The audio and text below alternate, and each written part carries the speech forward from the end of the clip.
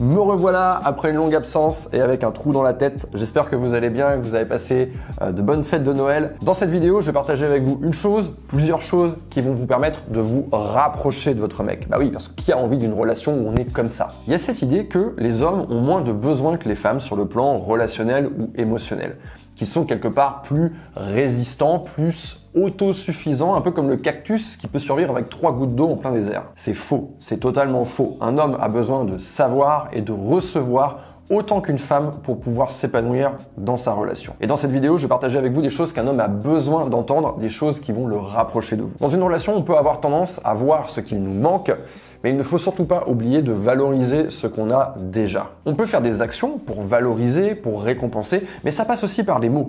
Et le choix des mots est très important. Si par exemple, l'homme que vous fréquentez vous a fait passer une bonne soirée, ne lui dites pas « on devrait faire ça plus souvent », mais dites-lui « j'aime nos conversations » ou bien « tu me fais tellement rire ». Vous voyez, ça, c'est une vraie valorisation. Quand vous dites à un homme « on devrait faire ça plus souvent », il y a une forme de reproche à l'intérieur. Et ça a beau être quelque chose de globalement positif, parce que quand vous dites « on devrait faire ça plus souvent », ça signifie que la soirée que vous avez passée ensemble était agréable, mais vous êtes en train, verbalement, de vous concentrer sur ce qu'il manque, pas sur ce que vous avez vécu. Et ce que vous avez vécu, c'était génial. Et ce génial, il faut le surligner. Donc il faut bien faire attention au choix des mots. Dans la même logique, si vous venez de vous retrouver sous la couette après plusieurs jours sans avoir fait l'amour, ne lui dites pas « ah, ça m'avait manqué ». Dites-lui plutôt « waouh, t'étais tellement beau tout à l'heure ». Si jamais vous avez un petit accrochage au sujet d'une broutille, ce qui va arriver fréquemment dans une relation, et ça il faut l'accepter, si vous avez un petit accrochage, ne lui dites pas « ouais, j'en ai marre, t'arrives pas à me comprendre, on s'embrouille toujours pour de la merde », mais dites-lui plutôt « je suis super énervé contre toi du coup, mais il y a un truc que j'adore, c'est que je sais qu'une aussi petite chose pourra jamais nous éloigner ». J'espère qu'avec ces exemples, vous avez bien compris le procédé. Il s'agit vraiment de choisir la façon dont on va parler à une personne. Quand vous avez vécu un moment génial avec vos amis, « waouh, c'était génial, putain, qu'est-ce que c'était bien, qu'est-ce qu'on a ri, c'était exceptionnel », eh bien, vous essayez d'avoir la même logique avec le mec et de ne pas insérer dans le langage un petit truc de « ah, mais ça aurait pu être mieux ». Parlons maintenant d'une autre subtilité du langage de couple. On va parler des compliments. Ils sont souvent sous-estimés, sous-exploités et se font rares aux oreilles des hommes, en particulier dans les premiers rendez-vous, mais aussi tout au long de la relation. Et pourtant, c'est une arme de séduction massive. Alors bien sûr, il ne faut pas l'inonder de compliments. Vous ne pouvez pas lui balancer 3 compliments dans le premier rendez-vous, puis 4 dans le deuxième, puis 10 dans le troisième. Les compliments, vous devez les utiliser avec parcimonie. C'est exactement comme le sel en cuisine. Si vous ne mettez pas de sel dans un plat, ça va être fade et presque immangeable. Et si vous mettez trop de sel, bah pareil, ça va être immangeable. Donc c'est vraiment une question de dosage. Essayez de faire un vrai compliment sincère qui percute à chaque rendez-vous. Je sais que c'est difficile de complimenter directement une personne d'égal à égal avec une sincérité. C'est un truc qui nous fait nous mettre en danger et on a peur de le faire. Mais c'est vraiment important d'aller au-delà de cette gêne parce que quand vous complimentez directement un homme, ça vous confère une certaine classe et votre comportement est 2 fois plus percutant. Si vous voulez par exemple le complimenter sur le fait qu'il vous écoute, vous pouvez lui dire « j'adore quand tu prends du temps pour réfléchir avant de répondre, ça te rend intense ». Comme on est un petit peu gêné de complimenter, on a tendance à enrober ça avec des rires, même à l'écrit, dans un texto, on va mettre ta compliment, ha ha ha.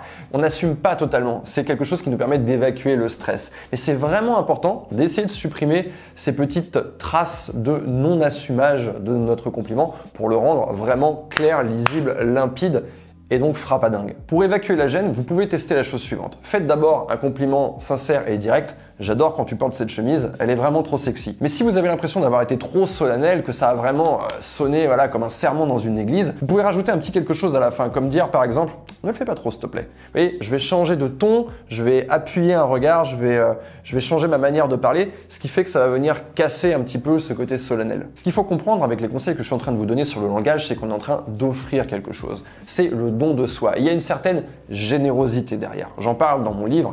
Une des caractéristiques qui fait fondre les hommes, c'est la générosité. Et cette générosité, on doit la retrouver dans le langage, on doit la retrouver dans le don de soi. Et quand vous êtes en train d'offrir ces compliments à un homme, c'est pas quelque chose qui vous coûte, c'est pas quelque chose qui vous enlève, c'est pas quelque chose qui vous diminue à ses yeux.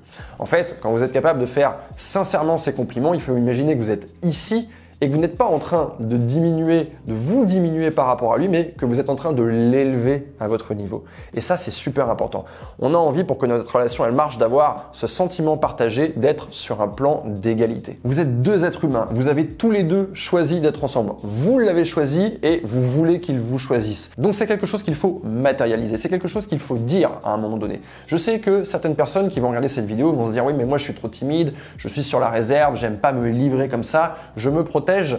Oui mais en même temps, si vous vous protégez trop, il ne va pas ressentir ça. Il ne va pas sentir le fait que, quelque part, vous êtes en train de le choisir. Et c'est quelque chose qui risque de manquer dans votre relation. Il faut bien comprendre que tout ça, ce que tu es en train d'offrir à cet homme, c'est du don de soi. Ça ne t'enlève strictement rien. Vous êtes deux êtres humains complètement indépendants qui avaient choisi d'être ensemble. Vous avez choisi d'être ensemble. Et il y a des raisons pour ça. Des raisons que ce soit lui plutôt qu'un autre. Et des raisons que ce soit toi plutôt qu'une autre. Car oui, tu es la meilleure femme qu'il puisse rencontrer. Plus ces raisons vont être mises en avant et plus vous allez renforcer le lien qui vous rapproche. Alors attention bien sûr, oui, il faut offrir un homme, oui, il faut pratiquer le don de soi, mais ça ne veut pas dire qu'il faut le faire avec n'importe qui. Il ne faut pas le faire avec un homme qui ne vous respecte pas. Parce que d'un autre côté, il y a beaucoup de femmes qui vont offrir énormément à n'importe qui. À un mec qui leur parle mal, à un mec qui se comporte mal, et ça va pas.